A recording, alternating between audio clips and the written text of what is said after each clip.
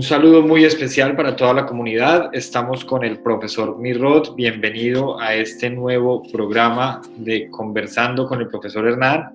Mirrod, ¿cómo se encuentra usted el día de hoy? Saludo desde aquí, desde la República de Irlanda. Hola, profe Hernán, ¿cómo está? Y a toda su audiencia, a todos los que ven su programa, encantado de estar aquí con ustedes compartiendo este espacio. Mirrod, no, muchas gracias, el encanto es mío, de verdad que es un placer contar con su colaboración el día de hoy y además pues hablar de un tema tan interesante que cada vez está causando más curiosidad en nuestros jóvenes, que finalmente pues son la razón de ser de nuestra labor educadora o educativa. Bueno, entrando un poco en materia, Mirrod, cuéntenos un poco cómo ha sido su desarrollo del cómic o de la implementación del cómic en la escuela. Bueno, claro, Hernán, mira, hay muchas cosas que mencionar, muchas cosas que decir frente al cómic. Lo primero, quisiera antes que hablar de la escuela, que es el espacio del cual vamos a ocuparnos más, mencionar de pronto cómo fue mi acercamiento al cómic de manera personal, porque quiero partir de una idea, Hernán, y es que uno da de leer justamente aquello que le apasiona de leer, ¿cierto? El mediador de docente potente es aquel que parte de compartir un gusto, de compartir una pasión y un enamoramiento a través de las letras. Y bueno, te comento, mi formación es como licenciado en español y literatura, un gran amante de la lectura desde pequeño. Sin embargo, pues en mi casa había muchos libros y pocos cómics, ¿sí? Y los pocos cómics que llegaban, pues era más por una cuestión más lúdica, más de divertimento.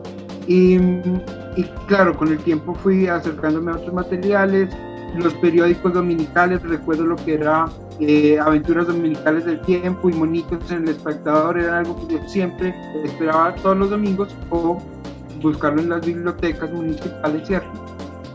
Para leerlos.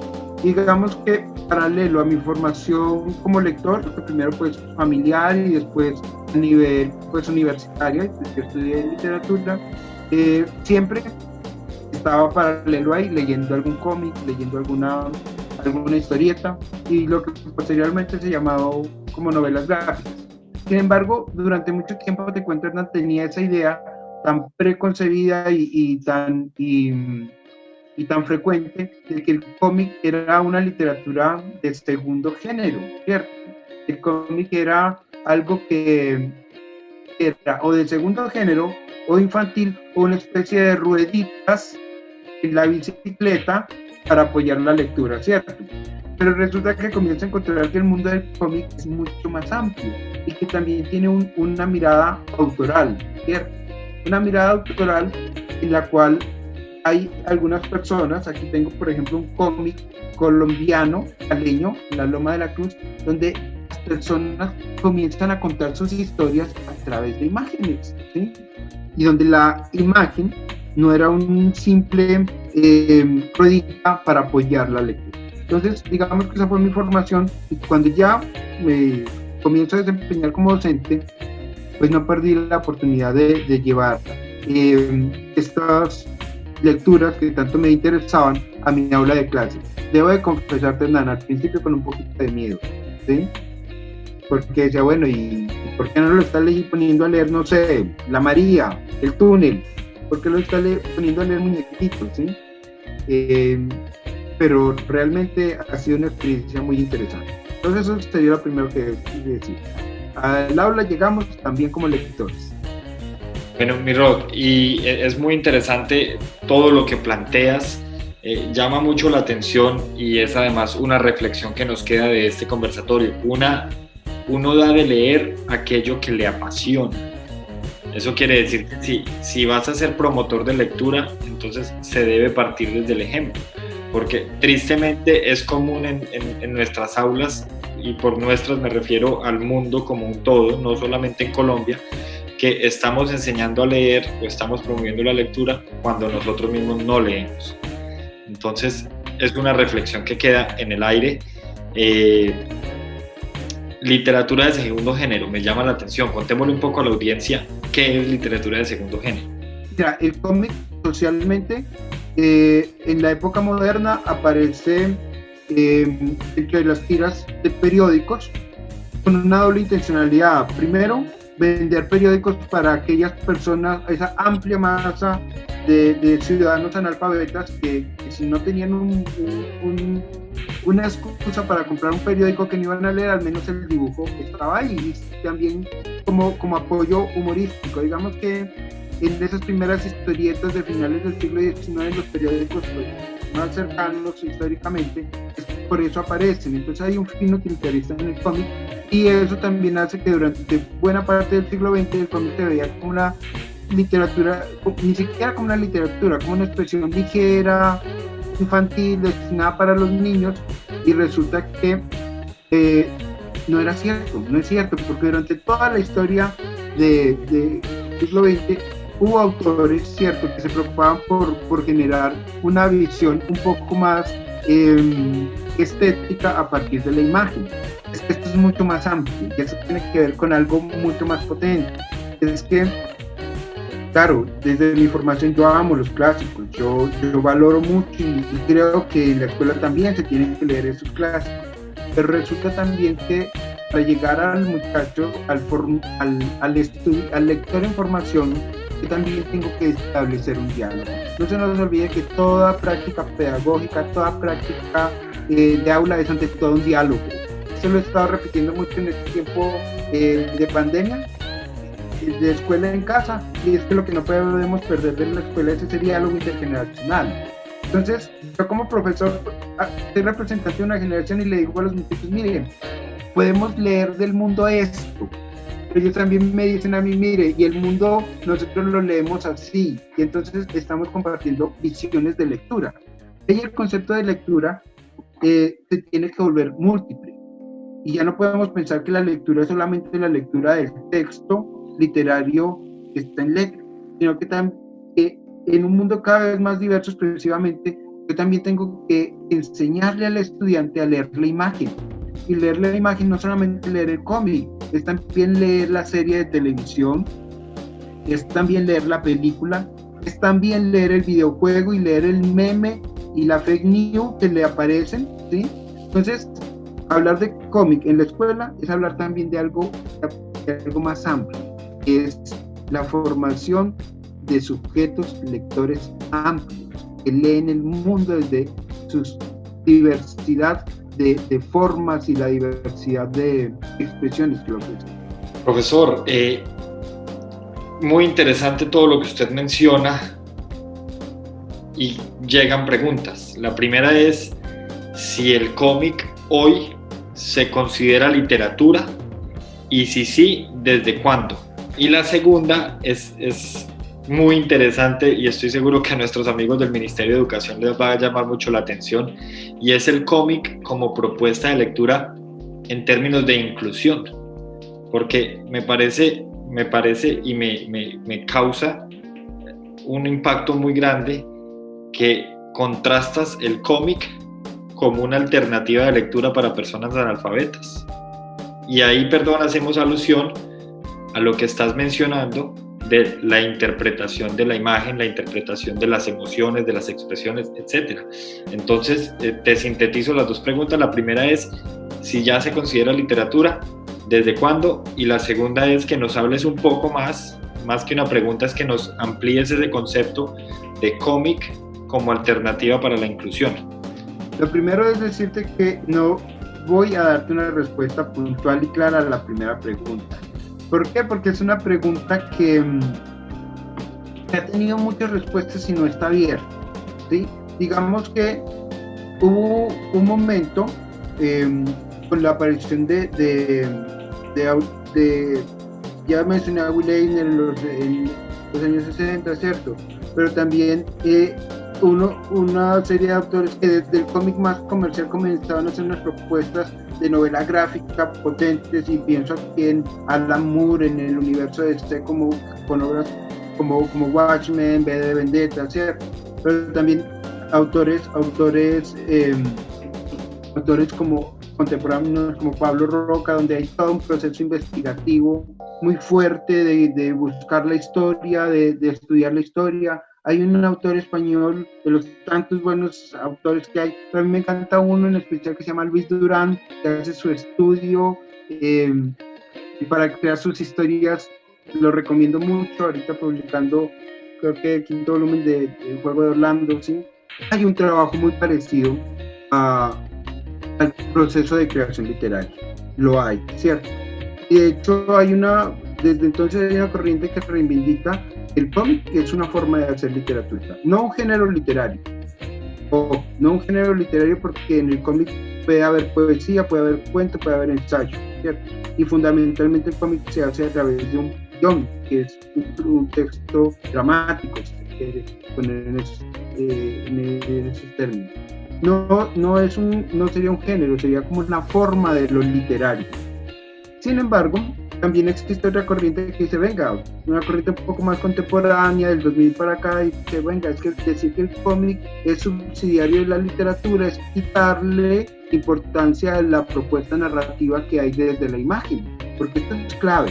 En el cómic la imagen no es accesoria, la imagen no es ilustrativa, la imagen también narra. Entonces uno puede decir, listo, entonces es un arte que está en mitad de lo literario y de las artes plásticas, pero entonces ahí dicen que lo ponemos a beber de otras fuentes. Creo que es una discusión que no va a terminar nunca. Y personalmente te voy a decir, es un debate del cual me excluyo, porque tampoco me parece que sea un debate fértil en este momento, ¿cierto? Mientras estamos discutiendo si eso es literatura o no, los artistas de cómic pues están proponiendo unas cosas sin esperar a que los etiquetemos. Bueno, eso me lleva a tu segunda pregunta, ¿cierto? En términos de inclusión, yo creo que tendríamos que entender qué es inclusión ahí. El cómic no lo podemos ver como una lectura que facilite cosas, ¿cierto? Y quiero que nos desprendamos de eso. Quiero entender que el cómic lo que permite da una inclusión efectivamente en la manera en que posibilita otras formas de lectura, ¿sí? Más allá de la tradicional, ¿cierto? Entonces, claro que el cómic es inclusivo a nivel de lectura, pero no porque sea como una lecturita adaptada para el que no puede, no, es porque el cómic permite acceder a otras formas de lectura que social, pedagógica, educativamente no hemos trabajado, pero que están ahí. Uno no sabe, yo estoy muy ansioso de que en los próximos años comencemos a ver generaciones de creadores de cómic con más fuerza, ya los hay. Profesor, ¿cree usted que en un futuro el cómic vaya a desplazar la producción textual como se ha conocido durante tantos años? Es muy interesante que usted menciona el cómic como narrativa, entonces surge también la pregunta de si se puede considerar el cómic como una manera o una alternativa para la escritura. Bueno, lo último que planteas es que definitivamente sí, el cómic es una alternativa para la escritura, entre otras cosas más adaptada a nuestros medios, a nuestra forma de producir estéticamente ahora. Y es que te digo, es muy difícil que una sola persona haga un cómic. Generalmente el cómic se hace en equipos de personas. Esta idea del autor solitario, marginal, por allá en una guardilla, creando obras geniales, en ese tipo de obras no, es muy escaso. Generalmente la construcción del cómic se da entre el diálogo de diversos talentos, ¿cierto? Entonces uno escribe, el otro dibuja, en algunos casos hay un tercero que colorea, que tinta, ¿sí? Y digamos que fluyen un montón de talentos. Entonces, por ese lado, yo creo que el cómic es una expresión estética donde hay una variedad de autores que transforman lo que nosotros comúnmente conocemos como el proceso de creación, ¿cierto? Pero de ahí a que llegue a reemplazar, no. Y te voy a decir algo. Yo siento que hacia donde vamos es a entender que cada época, cada sociedad tiene sus formas de expresarse simbólicamente, ¿sí? Digamos, simbólica y técnicamente, ¿cierto? Digamos que la literatura textual, y aquí ya me comprometo a responder un poquito, que yo sí considero el cómic literatura, que me abstengo de esta discusión. El cómic, la literatura pues tradicional, pues correspondía a un momento donde la técnica de narrativa pues estaba dada por el verbo, ¿cierto? El cómic aquí aparece porque también hay unas herramientas técnicas que permiten masificarlo. Pero yo quiero dejar una idea, pero si nosotros nos ponemos a ver históricamente la humanidad, cómo ha narrado sus relatos desde la escritura, hay un proceso muy pequeño donde ha sido el texto en sí, como lo conocemos tradicionalmente, y una gran historia donde ha relatado a través de la imagen. Y eso se nos olvida comúnmente. Nosotros pensamos que la imagen es del día de hoy, pero resulta que nosotros como especie también estamos más dados a leer la imagen que a leer el texto. Entonces, yo creo que una cosa no riñe con la otra, ambas cosas son maravillosas, ¿cierto? Y confrontar, incluso definirlo hasta dónde llega uno a la otra, pues me parece baladí cuando nos podemos beneficiar de ambas, ¿cierto? Así es. Bueno, uno de los objetivos de este programa, profesor, es que cada quien se haga sus ideas, llegue a sus conclusiones, y yo le confieso que una de las mías es que el cómic es una evolución desde la producción académica, puesto que se queda algo en mi cabeza de todo lo que has dicho. Bueno, se queda mucho, pero algo me queda sonando, y es que saca esa figura del escritor marginado y pasa a un escritor trabajando en equipo. Entonces, y detrás de eso se derivan muchas cosas, porque detrás de un escritor marginado hay un escritor deprimido muchas veces, no siempre. Ya para ir haciendo cierre, porque se nos está acabando el tiempo, quisiera llegar a esta recta final del programa con estas dos preguntas. La primera es que nos amplíes un poco el concepto de lectura múltiple, y la segunda, que nos cuentes desde tu experiencia cómo ha sido la acogida del cómic en el aula por parte de los estudiantes, y cómo ha sido ese contraste también por parte de los estudiantes cuando llegas con una propuesta de cómic y una de libro tradicional, porque supongo que siguiendo los estándares del ministerio, pues no podemos dejar de un lado lo tradicional y el plan lector y bueno, todo lo que ya conocemos. Poco es necesario, ya te digo que no choca. Lo que sí es que hay que proponer miradas, procesos de lectura contextualizados. Yo sí siento que más allá, el lector no puede hacer unos libros que me sueltan desde un lugar donde no se me conoce para que aterricen, sino que hay que contextualizarlo, ¿cierto? Frente a la primera pregunta, yo siento Roger Chartier, este gran pensador del libro y la historia del libro y la lectura, pues también ha planteado que nosotros somos muy dados a pensar que el proceso lector es uno y que siempre ha sido el mismo, ¿cierto? Ya en esta conversación hemos como pensado también que no, el proceso lector tiene unas diferencias y tiene unas evoluciones y unos cambios sociales, ¿cierto? Y también técnicos. Entonces digamos que el cómic aparece, digamos, como una de estas nuevas formas de entender la lectura como un proceso desde una realidad con unas condiciones técnicas, ¿cierto? La posibilidad de tener pantallas que puedan multiplicar las imágenes fácilmente, pues también ha permitido esto, el hecho de que podamos tener herramientas de diseño que nos permitan generar infografías y cada vez más estéticas, cada vez más dadas al diseño, pues permiten que haya una aparición de la lectura desde lo discutimos, ¿cierto? Y frente a la otra pregunta, que es cómo los muchachos, bueno, te cuento que de alguna manera siempre al principio es un poco con desconfianza, porque aunque ellos son personas que están desde la imagen, pues ya vienen con unas preconcepciones, y es, primero, que la lectura es aburrida, pero y que si nos ponen a leer cómics es como para facilitarnos las cosas, ¿por qué eso tan maluco si es para niños y nosotros ya estamos en el noveno, por ejemplo, cosas que yo he escuchado? Pero vuelve y juega, el cómic es un mundo muy amplio y no hay dos cómics iguales, entonces uno también tiene que tener el criterio de selección.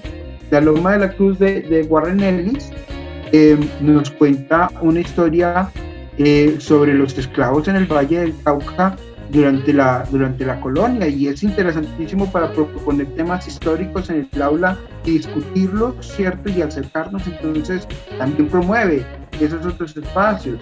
Muchas veces nosotros planteamos que debe haber un diálogo, pero ni siquiera nos interesamos por cuáles son los problemas que concitan, invitan o preocupan a nuestros estudiantes. Entonces, no solamente llevar un cómic, es también saber qué el cómic lleva.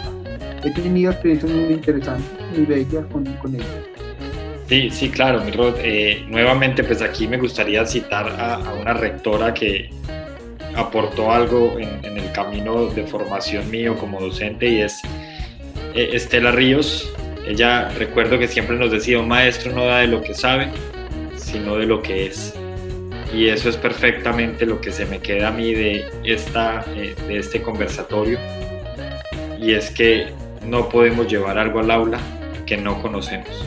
Seguramente si otro docente que no tuviera la pasión que tú tienes por el cómic lo llevara al aula, no tendría los resultados, precisamente por esa selectividad.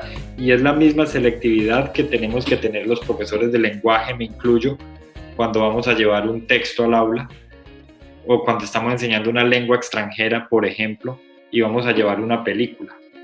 Entonces tenemos que ser selectivos. Si yo no soy apasionado por el cine, pues lo mejor es no llevar películas al aula, porque no voy a saber cómo hacerlo y cómo implementar la estrategia. Para terminar, quisiera que a todos los que nos están viendo, seguramente profesores, directivos, estudiantes y todo el que llegue a este programa, quisiera que le digas o le cuentes un poco más acerca del cómic como opción de lectura dentro de la escuela, que finalmente esa es la conclusión de este conversatorio: el cómic como opción de lectura dentro de la escuela. Sí, de pronto matizando también algo que decías hace un momento, hoy más que nunca el docente tiene que ser un docente que esté leyendo cómics, el docente tiene que estar jugando videojuegos y viendo películas. ¿Para qué? Para conectarse sensiblemente con eso y saber llevarlo al aula. Entonces, pues bueno, yo sé que tu invitación era un poco más general en esta última pregunta, pero aquí sí quisiera concentrarme en la figura de esos docentes que no tengan miedo. Seguramente cerca de ustedes, en una biblioteca pública, en un espacio virtual que ahorita abundan, hay espacios donde se está hablando de cómics, ¿cierto? Puntualmente yo hago la invitación a los jóvenes de Pereira, a los no tan jóvenes de la región y a los docentes. Nosotros tenemos un espacio donde hablamos de cómic semanalmente, ahora pues de manera virtual, entonces todos están invitados dentro o fuera de Pereira o de cualquier lugar que se encuentren. Los sábados a las 10 de la mañana es el taller de lectores de la Biblioteca Pública de Pereira, de Ramón Correa Mejía. Busquen espacios y atrévanse a leer cómics, que van a encontrar algo muy rico para llevar a los estudiantes. Bueno, mi Rod Caballero Benavides, muchas gracias, y a todos los que nos están viendo, queridos profes, estudiantes, la invitación es entonces a transformar la escuela.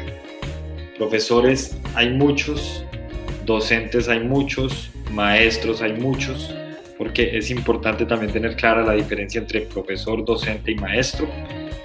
Hernán Mayama Rux la ha definido muy bien en su libro Aula 12, pero profesores, docentes y maestros que hagan las cosas diferentes, hay pocos.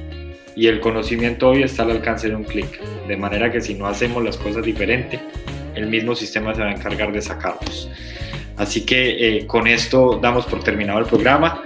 Mi Rod, muchas gracias. Seguramente va a haber una segunda oportunidad para ampliar este concepto tan grande de lo que es la lectura, como el cómic, como opción de lectura dentro del aula. Muchas gracias por su tiempo, gracias por participar. Recuerda pues que esto es el conversatorio Y bueno, bienvenido nuevamente cuando quieras. Muchísimas gracias. Vamos a estar muy pendientes de esas invitaciones. Un abrazo y que estés muy bien. Igualmente.